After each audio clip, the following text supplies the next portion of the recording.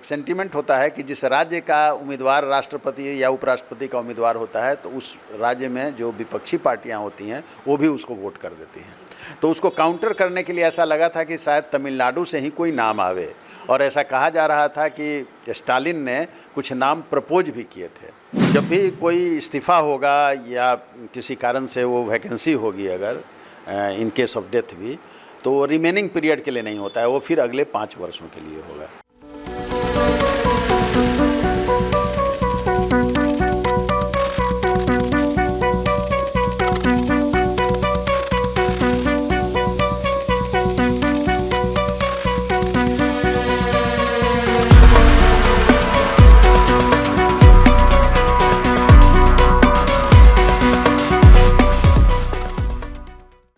नमस्कार, मैं निशा श्री आप तमाम दर्शकों का स्वागत करती हूं फर्स्ट लुक बिहार में, जहां हम देखते हैं खबरें जो जानना ज़रूरी है।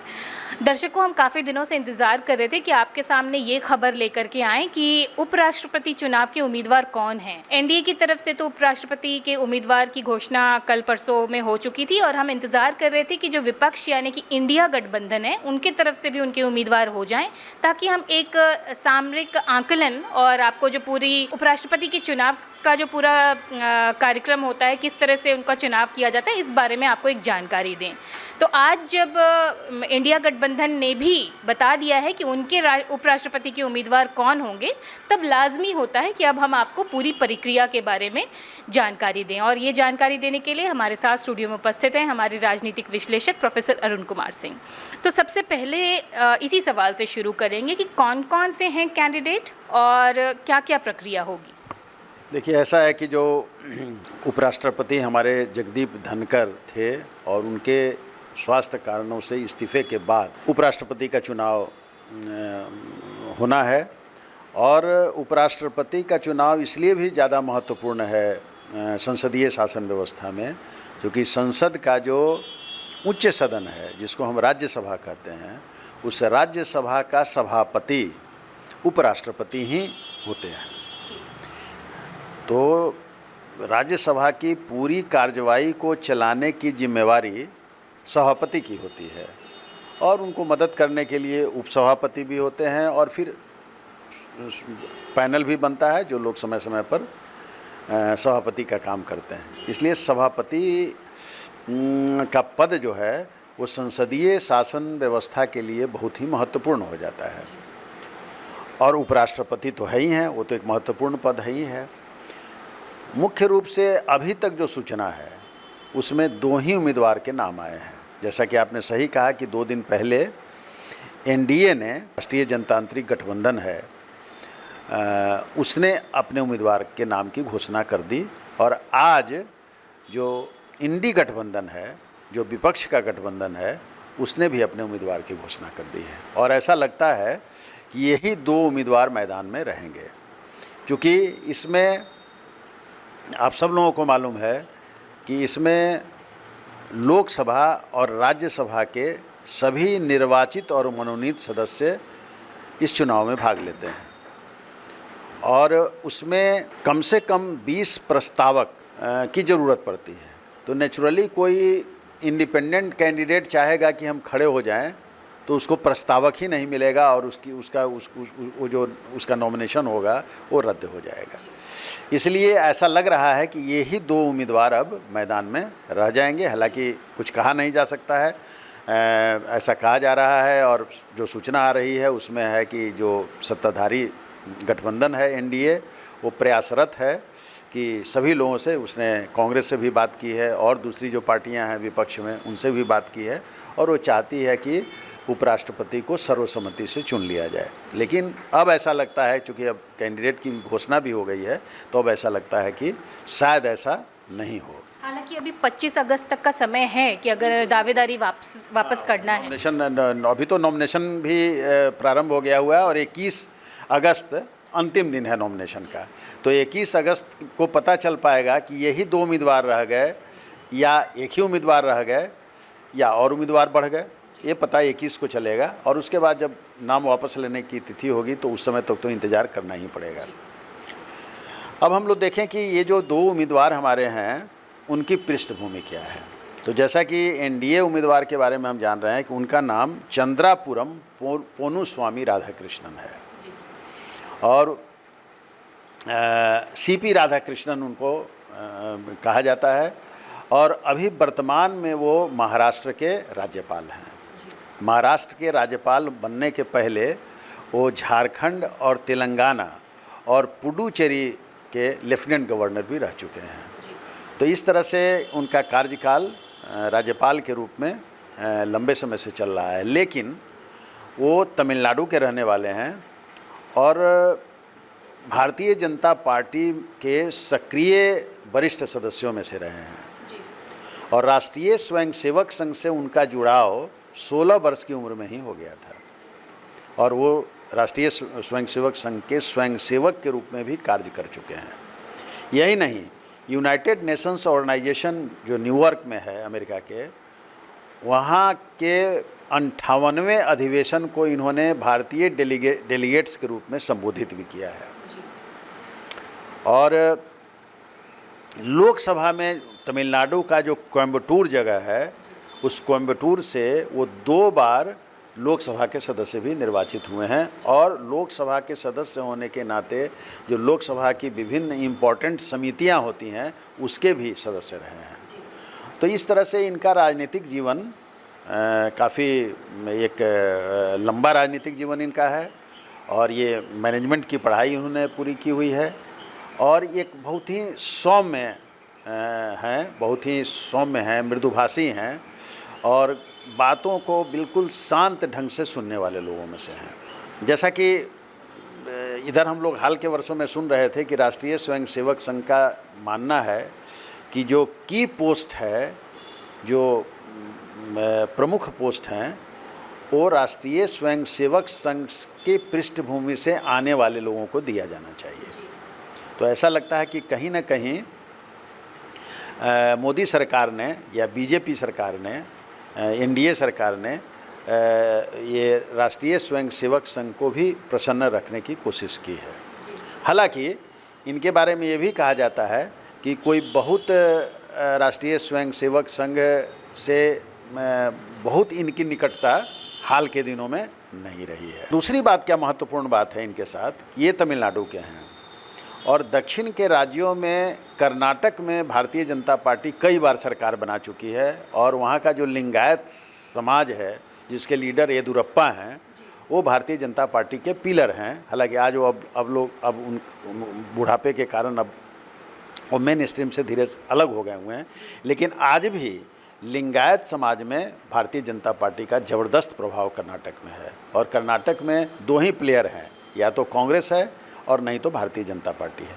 और अभी भोका लिंगा के जो सबसे बड़े लीडर वहाँ के हैं, देवगौड़ा, वो भी भारतीय जनता पार्टी के साथ आ गए हुए हैं और उनके लड़के भारत सरकार में भी मंत्री भी हैं। तो इस तरह से वहाँ पर कर्नाटका में भारतीय जनता पार्टी का बेस है, लेकिन आंध्र में भी अभी आप देख रहे हैं कि जो चंद्रबाबू नायडू हैं और उनकी तेलुगु देशम पार्टी है, उसके साथ भारतीय जनता पार्टी का संबंध है और भारतीय जनता पार्टी वहाँ सत्ता में है। तेलंगाना में भी भारतीय जनता पार्टी अपना फुट होल्ड वहाँ स्थापित करने में सफल हो गई हुई है और वहाँ भी कांग्रेस और भारतीय जनता पार्टी अब मुख्य प्रतिद्वंदी हो गई है। बीआरएस थोड़ा सा अभी पीछे चली गई हुई है, लेकिन तमिलनाडु में इसका प्रवेश नहीं हो पा रहा है। तमिलनाडु में केरला से भी वोट्स मिले इस बार एनडीए को, लेकिन तमिलनाडु से इस बार तो केरला से एक सीट भी उसको मिला है, लेकिन तमिलनाडु से कोई सीट नहीं मिल रहा है।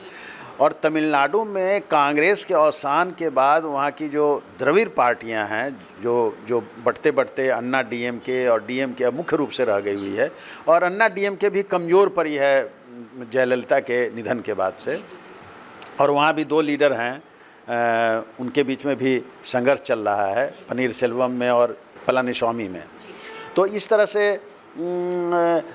अन्ना डीएमके से भारतीय जनता पार्टी अलग भी हो गई हुई थी, तो भारतीय जनता पार्टी की स्थिति वहाँ बहुत ख़राब हो गई है। लेकिन अभी वहाँ डीएमके जो लगातार वहाँ सत्ता में है, उसके खिलाफ एक एंटी इनकम्बेंसी चल रही है और ऐसा लग रहा है कि लोग डीएमके से उब रहे हैं और डीएमके को हटाना चाहते हैं। तो इसलिए भारतीय जनता पार्टी ने एक बार फिर से अन्ना डीएमके के साथ अपना जो गठबंधन था उसको मजबूत करने का प्रयास किया है। और अभी कुछ दिन पहले तक अन्नामलाई नाम के, वहाँ अन्नामलाई थे जो कि सरकारी सेवा में थे, वहाँ से इस्तीफ़ा करके, पुलिस सेवा में थे, वहाँ से इस्तीफ़ा करके वो आके प्रदेश अध्यक्ष हुए थे और उन्होंने लंबी पदयात्रा की थी और भारतीय जनता पार्टी के हिंदुत्व छवि को उन्होंने बहुत आगे रखा था। लेकिन अभी उनको अध्यक्ष पद से हटा दिया गया है और अध्यक्ष पद से हटाकर एक दूसरे व्यक्ति को अध्यक्ष बनाया गया है, ताकि अन्ना डीएमके के साथ, चूँकि जो अन्नामलाई थे वो अन्ना डीएमके के साथ गठबंधन के विरोधी थे, इसलिए उनको अलग करके और अन्ना डीएमके के साथ गठबंधन भारतीय जनता पार्टी ने आगे बढ़ाया है। अब ये जो राधा कृष्णन हैं, ये वहाँ के ओबीसी कम्युनिटी से आते हैं। हालांकि वो अन्नामलाई भी उसी कम्युनिटी से आते हैं और जो अन्ना डीएमके के लीडर हैं पलानीस्वामी, वो भी उसी से आते हैं। इसलिए वो समाज जो है वो बीजेपी को वोट करता है, अन्ना डीएमके को वोट करता है, बीजेपी को वोट करता है। फिर भी बीजेपी एक संदेश देना चाहती है तमिलनाडु के अंदर कि हम तमिलनाडु में ओबीसी की राजनीति करना चाहते हैं और ओबीसी में पैठ बनाना चाहती है, ओबीसी में वो घुसना चाहती है, ताकि तमिलनाडु में जो अगली सरकार बने उसमें भारतीय जनता पार्टी का बहुत मजबूत रोल हो। और ऐसा लगता है कि इन सारी बातों को नज़र में रखते हुए, एक तो राष्ट्रीय स्वयंसेवक संघ का फैक्टर और दूसरा तमिलनाडु का फैक्टर, उसको देखकर चंद्रापुरम पोन्नुस्वामी राधाकृष्णन को भारतीय जनता पार्टी ने और एनडीए ने, अब तो हम एनडीए कहना चाहिए हमको, एनडीए ने उनका उपराष्ट्रपति का कैंडिडेट बनाया है। अब हम लोग कांग्रेस की बात कर लें तो कांग्रेस में आपने देखा है कि आज ही थोड़ी देर पहले अभी कांग्रेस के कैंडिडेट का डिक्लेरेशन किया है और इसके लिए ऑथराइज किया गया था कांग्रेस प्रेसिडेंट खड़गे को। और खड़गे ने में जो नाम दिया है वो हैं तेलंगाना के रहने वाले, तेलंगाना प्रदेश के रहने वाले। और तेलंगाना प्रदेश में एक रंगारेड्डी ज़िला है, तो रंगारेड्डी ज़िला के अकुला मलयारम गांव के रहने वाले हैं ये बालकृष्ण सुदर्शन रेड्डी। बालकृष्ण सुदर्शन रेड्डी को अपना कैंडिडेट बनाया है। ये दरअसल सुप्रीम कोर्ट के न्यायाधीश रहे हैं और सुप्रीम कोर्ट के न्यायाधीश 2007 से 2011 तक रहे हैं। बहुत ही इमिनेंट जुरिस्ट रहे हैं और जब तेलंगाना और आंध्र प्रदेश, जब एक आंध्र प्रदेश राज था तो वहाँ के एडवोकेट एसोसिएशन के भी अध्यक्ष रहे हैं और बाद में ये सरकारी एडवोकेट भी हुए वहाँ पर। और गुवाहाटी हाई कोर्ट के मुख्य न्यायाधीश भी ये 2005 से 2007 तक रहे हैं और उसके बाद इनका एलिवेशन सुप्रीम कोर्ट में हुआ है। सुप्रीम कोर्ट से 2011 में सेवानिवृत्त हुए हैं। 2013 में इनको फिर गोवा राज्य का लोकायुक्त बनाया गया है, लेकिन उसके कुछ महीने के बाद ही उन्होंने इस्तीफ़ा कर दिया है। तो नेचुरली ये काफ़ी विद्वान हैं, पढ़े लिखे हैं, जस्टिस हैं और इन्होंने बहुत संवेदनपूर्ण ढंग से न्याय निर्णय सुप्रीम कोर्ट में दिए हैं और जनता के कई सवालों पर इनके निर्णय आए हैं। ये सिविल मामले के और रिट मामले के एक्सपर्ट हैं और इस पर कई इनके निर्णय आए हैं। तो निश्चित रूप से दक्षिण भारत से, चूँकि एनडीए ने दक्षिण भारत से और दक्षिण भारत के तमिलनाडु से दिया, तो हम लोगों को उम्मीद ये थी कि शायद तमिलनाडु का ही कोई व्यक्ति उपराष्ट्रपति का उम्मीदवार विपक्षी गठबंधन की तरफ से होगा ताकि काउंटर किया जा सके। क्योंकि जनरली एक होता है, एक सेंटीमेंट होता है कि जिस राज्य का उम्मीदवार राष्ट्रपति या उपराष्ट्रपति का उम्मीदवार होता है तो उस राज्य में जो विपक्षी पार्टियां होती हैं वो भी उसको वोट कर देती हैं। तो उसको काउंटर करने के लिए ऐसा लगा था कि शायद तमिलनाडु से ही कोई नाम आवे और ऐसा कहा जा रहा था कि स्टालिन ने कुछ नाम प्रपोज भी किए थे, लेकिन शायद उसमें सहमति नहीं बनी होगी क्योंकि ममता बनर्जी पिछले बार जो चुनाव जो हुआ था उसमें ममता बनर्जी ने विरोध कर दिया था कि उनका कहना था कि हमसे इसमें राय नहीं ली गई है, पूछा नहीं गया है, इसलिए मैं उसको विपक्षी जो गठबंधन का कैंडिडेट है उसको वोट नहीं करूंगी। तो इसलिए कांग्रेस इस बार फूंक फूंक कर कदम रख रही थी और सब लोगों से बात करके ऐसा लगता है कि उसने दिया है। तो इस तरह से रेड्डी समुदाय भी आप जानते हैं जिस तरह से वोकालिंगा और लिंगायत समाज कर्नाटक में बहुत ही मजबूत पकड़ वाला है, उसी तरह से आंध्र प्रदेश और तेलंगाना के अंदर रेड्डी समुदाय है जो कि वहाँ का कृषक समुदाय है और काफ़ी मजबूत है हर तरीके से, आर्थिक रूप से भी मजबूत है और सामाजिक रूप से भी मजबूत है। तो रेड्डी समुदाय से इन्होंने लिया है। और निश्चित रूप से जो तेलंगाना में है उसमें अभी कांग्रेस की सरकार चल रही है और बीजेपी उसकी मुख्य प्रतिद्वंदी है तेलंगाना के अंदर में। वीआरएस अभी थोड़ा पीछे चल रहे हैं। और आंध्र प्रदेश में तो बीजेपी और तेलुगु देशम पार्टी की सरकार चल ही रही है। इसके बाद जो एक सवाल आता है मेरा कि ये तो दोनों कैंडिडेट्स हो गए, लेकिन अभी जो ये चुनाव होगा ये इससे पहले 1987 में ही हुआ था और अब ये दूसरी बार ऐसा होने जा रहा है कि समय अवधि से पहले जो है उपराष्ट्रपति का चुनाव हो रहा है। तो ये जो चुनाव होगा इसके बाद इनकी नियुक्ति कितने दिनों के लिए होगी? क्या ये भी फिर 5 सालों के लिए होगी? बिल्कुल बिल्कुल। जब भी कोई इस्तीफ़ा होगा या किसी कारण से वो वैकेंसी होगी अगर इन केस ऑफ डेथ भी, तो वो रिमेनिंग पीरियड के लिए नहीं होता है, वो फिर अगले 5 वर्षों के लिए होगा। तो चूँकि फ्रेश चुनाव हो रहा है तो अगले 5 वर्षों के लिए चुनाव होगा। और ये जो जैसा कि हमने पहले ही बता दिया है कि इसमें लोकसभा और राज्यसभा दोनों के मनोनीत और निर्वाचित दोनों सदस्य भाग लेंगे। तो अब हम लोग को थोड़ा चाहिए कि हम लोग ये देखें कि इसकी वोटिंग कैसे होगी। तो वोटिंग इसमें प्रेफरेंस वोट है इसमें। जैसे आपका फर्स्ट प्रेफरेंस है तो उसके नाम के आगे 1 लिखिए, अगर सेकंड प्रेफरेंस है तो 2 रखिए। लेकिन ये प्रेफरेंस का वोट का महत्व तब है जब कैंडिडेट 2 से ज़्यादा हों। अब 2 कैंडिडेट जब रहेंगे तो नेचुरली कि वो औपचारिकता भर रहेगी। तो हम लोग अब इसको ये देखें कि स्थिति क्या है।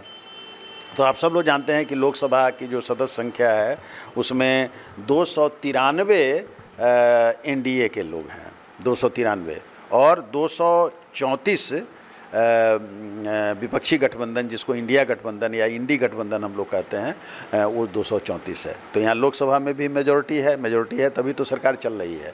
और विपक्षी का 234 सदस्य है और 15 सदस्य ऐसे हैं जो इस दोनों गठबंधन से अलग हैं, जिसमें वाईएसआर है, बीजेडी है, इस तरह के जो दल हैं, या शिरोमणि अकाली दल है, या एआईएम एमआईएम है, या ये आम आदमी पार्टी है, अब पार्टी भी अलग हो चुकी है। तो ऐसे हैं। तो इन लोगों की सदस्य संख्या 15 है। तो अब सरकार चाहेगी कि इस 15 में से भी लोगों को हम अपने साथ मिलाएं। और सरकार ये प्रयास, एनडीए जो है सो इस प्रयास में लगी हुई है। और राजनाथ सिंह को ये जिम्मेवारी दी गई है, जो हम लोगों के प्रतिरक्षा मंत्री भी हैं, उनको जिम्मेवारी मिली है कि वो इन लोगों से बात करें। और आपने देखा होगा कि कल ही वाईएसआर कांग्रेस, जो किसी गठबंधन में नहीं थी, उसके राज्यसभा में 7 सदस्य हैं, उसने कल ही घोषणा कर दी है कि मैं एनडीए में वाईएसआर जो कांग्रेस है वो एनडीए के कैंडिडेट को वोट करेगी। तो इस तरह से धीरे धीरे वो उन लोगों से बात हो रही है और वो लोग आते जा रहे हैं। लेकिन अगर वो लोग नहीं भी आए तो जो स्थिति बन रही है उसमें अगर हम मिला दें दोनों लोकसभा और राज्यसभा के सदस्यों को और वैकेंट जो सीट है उसको माइनस अगर कर दें तो 788 सीट अभी है। तो 788 सीट में इसका हाफ मार्क जो है वो 394 होता है। तो इस तरह से, और अगर हम लोग देखें तो एनडीए लोकसभा के अंदर 293 है और राज्यसभा के अंदर उसकी संख्या 132 है। तो दोनों मिला के ये 425 की संख्या पहुंच जाती है। और इधर अगर हम विपक्षी गठबंधन इंडी गठबंधन को देखें तो इसमें लोकसभा में 234 है और राज्यसभा में इनकी संख्या 77 यानी 77 है। तो दोनों को जोड़ दें तो ये 311 हो जाता है। तो मार्जिन तो आप यहीं स्पष्ट हो रहा है कि एनडीए की जीत निश्चित होगी, अगर कोई अदरवाइज कोई इस तरह का अप्रत्याशित कोई चीज़ नहीं हो जाए। तो चूँकि उसको 425 एनडीए के साथ लोग हैं और 311 ही सिर्फ जो कांग्रेस लेड जो ये है इंडी गठबंधन है उसके साथ हैं। हाँ, ये बात अलग है कि 15 लोकसभा के सदस्य ऐसे हैं जो अभी किसी भी गठबंधन के साथ नहीं हैं। और उसी तरह से राज्यसभा में भी 30 ऐसे सदस्य हैं राज्यसभा में जो किसी के साथ नहीं हैं। तो 30 सदस्य और उधर जो 15 सदस्य हैं, तो कुल मिला के ये 45 सदस्य हो गए। तो इन 45 सदस्यों में से अब एनडीए चाहेगी कि ज़्यादा से ज़्यादा लोगों को हम अपने साथ लेके चलें। और यही बात इंडी गठबंधन जो है, विपक्षी गठबंधन जो है, वो भी चाहेगा कि वैसे उधर के जो लोग न्यूट्रल हैं, जो किसी भी गठबंधन में नहीं हैं, उनको हम ज़्यादा से ज़्यादा लें। तो जो हमने जो यहाँ पर अभी हम लोगों ने जो आंकड़े सब दर्शकों के सामने रखे हैं, उससे बिल्कुल साफ है कि अगर कोई अप्रत्याशित घटना नहीं हो जाए तो एनडीए का जो कैंडिडेट हैं उनकी जीत निश्चित है। और लोकतंत्र में चुनाव होने चाहिए, और इसलिए अगर अच्छा तो होता कि चूँकि वो राज्यसभा के सभापति भी होते हैं, तो अच्छा तो ये होता कि ये चुनाव निर्विरोध हो जाता। लेकिन लोकतंत्र में चुनाव भी अगर हो रहा है तो अच्छी बात है, और दोनों उम्मीदवार अच्छे हैं। जो इंडी गठबंधन ने भी जो अपना उम्मीदवार दिया है जस्टिस रेड्डी को, तो जस्टिस रेड्डी भी काफ़ी अच्छे हैं, और उनका भी जो है उनका भी काफ़ी लंबा कार्यकाल रहा है। और उधर जो एनडीए के उम्मीदवार हैं उनका भी जो है सो काफ़ी अच्छा ये रहा है। तो देखना होगा कि दिलचस्प मुकाबला होगा, और देखना होगा कि कौन आदमी इस चुनाव में जीतता है। चुनाव कितने तारीख को होना है, और क्या जिस दिन, जैसे अगर हमको एक बात पता चल रही है कि 9 सितंबर को चुनाव होना है, तो क्या 9 सितंबर को ही फिर रिजल्ट भी आ जाए? बिल्कुल बिल्कुल, उसी समय, चूँकि आप देख ही रहे हैं कि बहुत ज़्यादा तो मत है नहीं, और 2 ही कैंडिडेट रहेंगे, तो इसलिए वो तुरंत जैसे ही समाप्त होगा उसका जो समय है, वो जो निर्धारित समय होगा, उस निर्धारित समय में जब समाप्त हो जाएगा तो उसके बाद तुरंत काउंटिंग शुरू हो जाएगी, और काउंटिंग के बाद तुरंत रिजल्ट निकल जाएगा। तो हमको लगता है कि मुश्किल से ये जो ये वोटिंग की प्रक्रिया समाप्त होने के 2 घंटे के अंदर में, 2-3 घंटे के अंदर में, पिछले बार भी ऐसा ही हुआ था, और इस बार भी ऐसा लगता है कि 2-3 घंटे के अंदर में रिजल्ट हम लोगों के सामने आ जाएगा। एक कंक्लूडिंग सवाल पूछना चाहूँगी, हमारे जनता को भी इससे जो है वो एक डाउट जो है वो क्लियर हो जाएगा कि क्यों कोई भी जो सत्ताधारी पार्टी होती है वो क्यों चाहती है कि उनके ही चुने हुए जो हैं वो उपराष्ट्रपति या जो सभापति भी हैं वो उनके ही पसंद के। देखिए, ये लोकतंत्र में जो और संसदीय जो व्यवस्था होती है उसमें ये परिपाटी रही है कि जो सत्ताधारी दल है उसी का कोई व्यक्ति लोकसभा का स्पीकर होगा, या लोकसभा का हिंदी में अगर कहें तो अध्यक्ष होगा। ये परिपाटी है। लेकिन उसके साथ साथ ये भी परिपाटी है कि जो लोकसभा का अध्यक्ष या स्पीकर होगा, वो एक बार जब स्पीकर बन जाएगा तो वो दलीय प्रतिबद्धता से ऊपर हो जाएगा, यानी तब उसके लिए सदन का संचालन सर्वोपरि रहेगा, और उसके लिए पक्ष और विपक्ष दोनों बराबर रहेंगे। इसीलिए आप देखते होंगे कि स्पीकर बीच में बैठते हैं, और एक तरफ उसके दाहिने तरफ का जो पोर्शन होता है उसमें सत्ताधारी दल बैठते हैं, और जो बाएं तरफ का होता है उसमें विपक्ष बैठते हैं। और जब स्पीकर आते हैं तो आप मार्क करेंगे कि वो सबसे पहले बाईं ओर सिर झुकाते हैं, फिर दाईं ओर सर झुकाते हैं, फिर बीच में सर झुका के तब वो सामने बैठ जाते हैं। इसका मतलब ये होता है कि एक तरह से वो बाएं सिर ये करके वो विपक्ष को कहते होते हैं कि हम आपके साथ भी बिल्कुल न्याय करेंगे, और आप भी हमको साथ दीजिए सदन चलाने में। ठीक वही स्थिति जो संसद का दूसरा सदन है, राज्यसभा, जिसको हम उच्च सदन भी कहते हैं, उसकी है।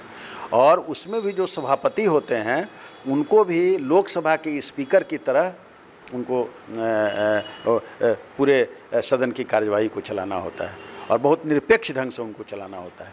तो वहाँ भी यही परिपाटी है कि जो सत्ताधारी दल होता है वो अपने लोगों को, अपने जो उसके दल के लोग होते हैं या गठबंधन के लोग होते हैं, उनको वो बनाना चाहता है ताकि सदन सुचारू रूप से चल सके। और देखिए, उसमें ऐसा होता है कि सदन में सिर्फ ऐसा नहीं है कि सिर्फ बहस होता है। सदन में दोनों सदन जो है, संसद का दोनों सदन है, वो विधायी प्रक्रिया के लिए बना हुआ है, यानी देश के लिए कानून बनाया जाता है। कानून कैसे बनाया जाएगा? तो संविधान की सम्मत कानून बनाना होगा, संविधान की धाराओं के अनुकूल कानून बनाना होगा। नहीं तो वो कानून क्या हो जाएगा, जब कोर्ट में अगर जाएगा तो जुडिशियल रिव्यू पावर जो मिला हुआ है यहाँ के न्यायालय को, तो वो उसको रद्द कर दे सकती है उस कानून को। तो सरकार को ही जिम्मेवारी ज़्यादा होती है कि वो, बल्कि सरकार की ही जिम्मेवारी होती है कि वो कानून का निर्माण करता है, और चूँकि उसका बहुमत होता है इसलिए कानून पास भी होता है। तो नेचुरली इस कानून के संपादन में क्योंकि संसदीय शासन व्यवस्था में जनता ने उसको बहुमत दिया, तो बहुमत दिया तो वो जो जनता से वादा करके आई हुई है उसको कानून बनाना चाहेगी उसको। तो कानून बनाने में और कानून का अच्छे ढंग से पारित हो जाए, उसमें लोकसभा में स्पीकर या अध्यक्ष की भूमिका और राज्यसभा में सभापति की भूमिका बहुत ही महत्वपूर्ण है। इसलिए ये परिपाटी बनी हुई है दुनिया के सभी देशों में कि जो सत्ताधारी दल होता है उसी का या उसके गठबंधन का ही कोई व्यक्ति लोकसभा का स्पीकर और राज्यसभा का सभापति होता है। और चूंकि राज्यसभा का सभापति उपराष्ट्रपति ही होता है, इसलिए उपराष्ट्रपति के चुनाव का और भी अधिक महत्व हो जाता है कि वो उपराष्ट्रपति में अगर कुछ उनका कम भी काम हो तो ये काम बहुत है, चूँकि संसद तो बहुत लंबे लंबे समय तक चलता है, तो दोनों सदन से आपको किसी विधेयक को पास कराना होता है और जब राष्ट्रपति का हस्ताक्षर होता है तब वो कानून बनता है। तो निश्चित रूप से जो राज्यसभा का सभापति है वो बहुत ही महत्वपूर्ण पद हो जाता है और एकदम सरकार उसमें चाहती है कि जो काफ़ी लोग जानकार पढ़े लिखे हों, जो उनको कानून की जानकारी भी हो और वो जो है सो सबको ले के चल सकें, वैसे व्यक्ति को वो बनाना चाहती है ताकि संसद उसका चल सके ठीक से। इसलिए उपराष्ट्रपति के चुनाव का और ज़्यादा महत्व भारतवर्ष में हो जाता है। तो ये थी तमाम खबरें उपराष्ट्रपति पद के चुनाव और उनके जो कैंडिडेचर हैं उनको लेकर के। आगे इससे जुड़ी जो भी अपडेट्स होगी वो हम आपके सामने लाते रहेंगे। अभी के लिए दीजिए इजाज़त, और हमारे प्रोफेसर साहब जिन्होंने इतनी सारी जानकारी दी उनके लिए भी बहुत बहुत धन्यवाद। आपको भी धन्यवाद। तो अभी के लिए दीजिए आप हमें इजाज़त। आप देख रहे थे फर्स्ट लुक बिहार। धन्यवाद।